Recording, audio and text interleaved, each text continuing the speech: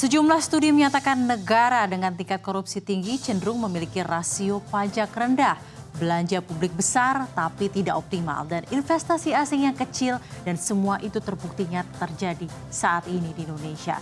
Ditunjukkan oleh data-data ekonomi sejak Presiden Joko Widodo memimpin di 2014. Lantas bagaimana sesungguhnya keseriusan pemerintah dan KPK dalam membersihkan negeri ini dari jerat korupsi?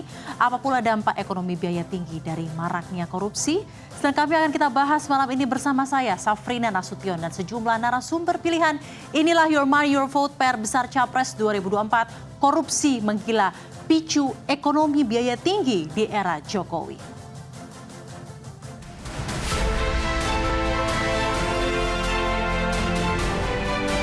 Indeks persepsi korupsi kita menurut Transparansi Internasional Indonesia turun. Indeksnya dari 38 menjadi 34. Ya, itu akan menjadi koreksi dan evaluasi kita bersama.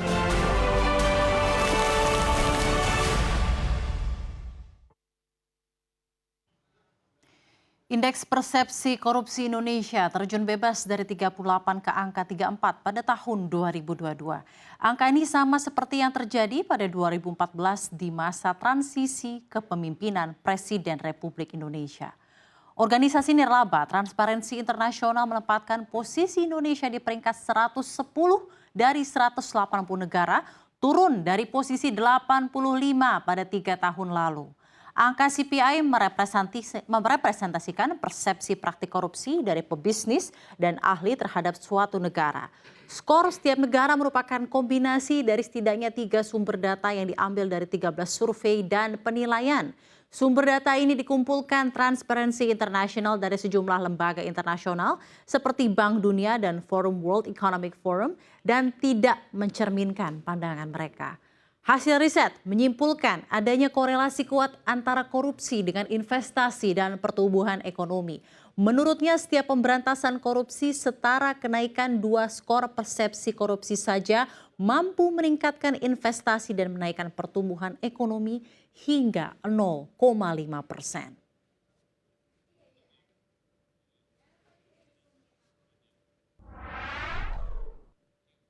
Pada kesempatan kali ini kita langsung saja membahas apa saja yang menjadi indikator korupsi menggila hingga memicu ekonomi biaya tinggi di era pemerintahan Presiden Jokowi. Dan langsung saja kita akan simak pemaparan dari Head of CNBC Indonesia Research, rekan saya Mas Muhammad Ma'ruf. Selamat malam Mas Ma'ruf, kita ketemu lagi malam, di hari Rabu ini. Apa kabar Mas? Alhamdulillah baik, terima kasih. Kita hari ini ngomongin korupsi. Betul. Silakan Mas, untuk data-datanya apa saja yang sudah Anda siapkan dan mungkin juga bisa jadi bahan evaluasi dan diskusi kita malam ini. Betul. Sebenarnya gini, ini kan memang topik yang sedang menghangat ya kira-kira. Bahkan sebenarnya pernyataan korupsi yang merajalela, menggila semakin banyak itu juga sudah diakui oleh Pak Mahfud MD, Menko Polhukam ya, bahwa memang situasinya itu kalau saya lihat dari istilahnya statement beliau itu sudah gawat lah kira-kira gitu. Karena memang indeks korupsi kita itu kembali kepada posisi ketika Pak Jokowi itu memimpin 2014. 2014. Jadi seperti upaya untuk mencegah korupsi atau pemberantasan korupsi itu kembali atau jalan di tempat. Jadi tidak ada hasil sama sekali dalam 8 tahun pemerintahan Pak Jokowi ini. Sempat membaik namun turun kembali. Tahun 2019 itu di angka 40 dan itu cukup baik gitu kan. Cuman zaman Pak Jokowi itu ada kenaikan dari awal sampai 2019 sekitar 6 poin dan itu cukup bagus. Ya kan, dibandingkan katakanlah kalau kita membandingkan periode sebelumnya Pak SBY itu dia naik sekitar 14 poin. Ya, artinya cuman setelah 2019 dia turun ke tahun kemarin 2022 itu ke 34. Nah, ini kan menjadi sebuah persoalan besar karena banyak orang karena banyak dampaknya, dan banyak orang tidak sadar sebenarnya penegakan hukum itu sangat berkorelasi dengan upaya untuk meningkatkan atau mengejut perekonomian. Betul. Dan kalau kita lihat Pak Jokowi itu kan sangat serius untuk mengejut pertumbuhan ekonomi dengan mengundang investor dari mana-mana segala macam. Tapi data-data yang kami riset, kami temukan itu seperti percuma gitu. Jadi upaya-upaya itu gagal oleh upaya pemberantasan korupsi yang jalan di tempat. Kita lihat indeks korupsi sekarang di 34, ini sama di tahun 2014. Betul. Ya. Dan kemudian salah satu indikator untuk melihat bagaimana korelasi antara korupsi dan dampaknya ke ekonomi itu kita pakai data ICAR, Incremental Capital Output Ratio. Baik. Jadi ini nih menggambarkan berapa tambahan modal yang dibutuhkan untuk satu keluaran output ekonominya. Nah ini kalau kita lihat ini zaman Pak Jokowi ini terakhir di 6,2% gitu. Tapi rata-rata sejak 2014 ini ada kenaikan. Rata-rata itu 6,92%. Artinya apa? Untuk membuat barang senilai Rp1 butuh dana 6,2 rupiah gitu kira-kira. Dan itu sangat tinggi. Level normalnya itu di level 3. Beberapa negara tetangga kita seperti Malaysia, Thailand, Filipina itu rata-rata 3 atau 4. Dan level di zaman sebelumnya, di zaman pemerintahan sebelumnya itu cuma 4,18%. Artinya ada kenaikan gitu. Jadi ada kenaikan. Artinya apa? Ekonominya menjadi tidak efisien. Ini bahkan ada highlight sendiri ya dari slide ini. Untuk pertama kalinya kita menyentuh level 6,8 Orde Baru. Artinya memang kondisinya sangat buruk ya artinya. Begitu mahal biayanya. Begitu mahal biaya, tidak efisien berbisnis di Indonesia. Dan sebenarnya ICAR ini adalah gambaran atau indikator umum. Jadi selain karena ada korupsi, biaya korupsi itu juga biasa juga karena misalkan SDM yang rendah, teknologi yang rendah, infrastruktur yang kurang, biaya logistik yang tinggi. Jadi ini gabungan semuanya. Cukup sistemik, namun memang bisa menjadi tolak ukur apakah corruption itu ya. Nah, salah satunya ada indikator di korupsi. Tapi nanti kita akan lihat, memperkuat data ini, memperkuat data makro ini, apa dampak dari penurunan dari indeks korupsi ini. Kita akan lihat di data selanjutnya. Kita lihat slide berikutnya. Slide berikutnya. Baik.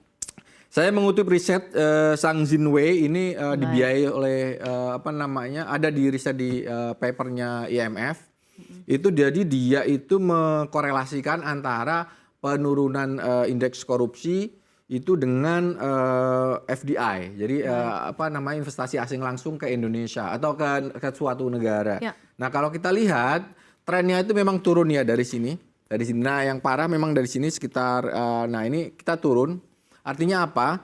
Jadi indeks korupsi katakanlah yang yang turun itu juga diikuti oleh minat investasi asing yang rendah.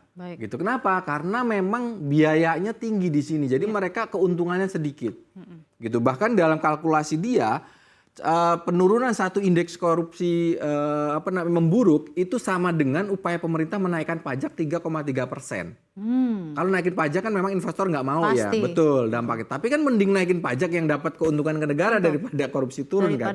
Betul, artinya dampaknya itu luar biasa. Sama seperti kenaikan tarif pajak gitu dampaknya untuk bahkan 3 kali lipat ya lebih tinggi dibandingkan benar gitu. Jadi memang dampaknya sangat fatal ya ke ke perekonomian. Jadi orang bilang bahwa tidak ada hubungan antara hukum dan ekonomi itu salah, sama sekali salah karena duanya itu sangat berkelindan. Karena regulatory dan compliance tentunya akan mempengaruhi bisnis dan akhirnya generally ekonomi seperti bagaimana. Gitu. Dan mungkin ini sebenarnya juga agak paradoks dengan apa yang selama ini selalu digaung-gaungkan oleh pemerintah bahwa investment sekarang sedang naik-naiknya ya Mas Malah. Betul, makanya itu yang kayak agak mencurigakan juga kalau data BKPM itu kan atau datanya mungkin apakah sebenarnya investment kualitasnya juga perlu diperhatikan lagi nanti juga kita akan bicarakan kita akan bahas dengan para panelis. Nanti kita akan lihat juga salah satu dampak dari penurunan indeks korupsi atau korupsi memburuk itu adalah pajak. Nah, nanti kita bisa slide selanjutnya. Jadi rasio pajak ini bahkan yang menariknya adalah memang ini tren ya. Jadi kita akan lihat tren di sini. Jadi dengan penurunan indeks korupsi itu rasio pajak penerimaan pajak terhadap PDB itu rendah. Dan yang menarik adalah sebenarnya ini kan posisi yang sama ya, indeks korupsinya 34 di sini juga 34. Kita di sini sebenarnya Kementerian Keuangan sudah melakukan reformasi birokrasi, reformasi pegawai pajak yang itu dananya besar sekali, remunerasinya besar sekali. Reformasinya besar-besaran tapi dampaknya tidak terasa. Ada apa?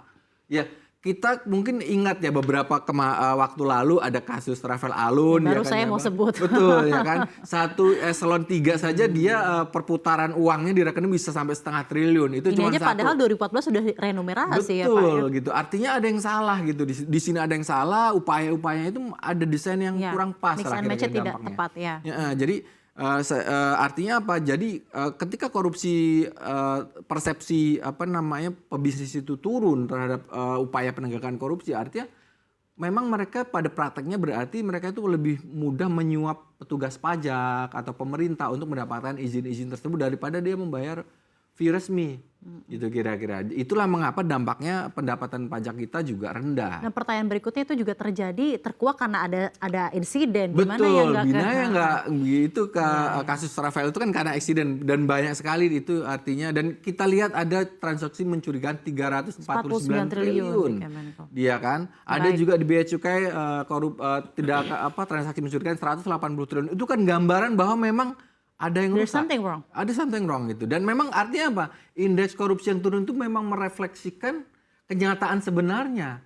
Gitu. Itu yang mungkin perlu menjadi catatan. Kemudian selanjutnya yang terakhir kita juga akan lihat salah satu yang memang kita kami dari CNBC Indonesia Research lihat itu memang adanya upaya pelemahan dari KPK sebenarnya. Jadi kalau kita lihat ada penanganan kasus yang turun, ini dimulai tahun 2019, di sini ada revisi KPK, ya kan APK sekarang satu rumpun dengan eksekutif sehingga tidak lagi menjadi super body, sehingga efek kejutnya juga berkurang, sehingga ya orang-orang jadi kemudian berani berkorupsi lagi, itu aparat-aparat itu kan. Jadi ini ada dampaknya. Jadi semua data-data ini berkaitan. Ada indeks persepsi korupsi yang turun, kinerja KPK juga yang turun, perekonomian yang turun gitu. Artinya ini menjadi PR besar ke depan untuk capres ke depan. Jadi harus ada semacam fokus gitu ya. Jadi jangan dipecah-pecah gitu ya. Jadi fokusnya hukum mungkin nomor satu karena memang ini dampaknya ke ekonomi yang luar biasa besar. Dan jangan salah bahwa salah satu dampak tidak langsung dari kemudian pajak rendah itu adalah utang kita yang jumbo. Utang kita yang meningkat karena untuk membiayai pembangunan, pajak yang turun, akhirnya pemerintah berhutang. Nah itu dampak yang mungkin saya juga bisa highlight dari sini ketika Pak Jokowi memerintah pada pemilihan pertama dari 2014 sampai 2019, let's say ada peningkatan yang luar biasa signifikan. Malah ketika revisi Undang-Undang KPK terjadilah kasus korupsi KPK berkurang ya pasca revisi ini.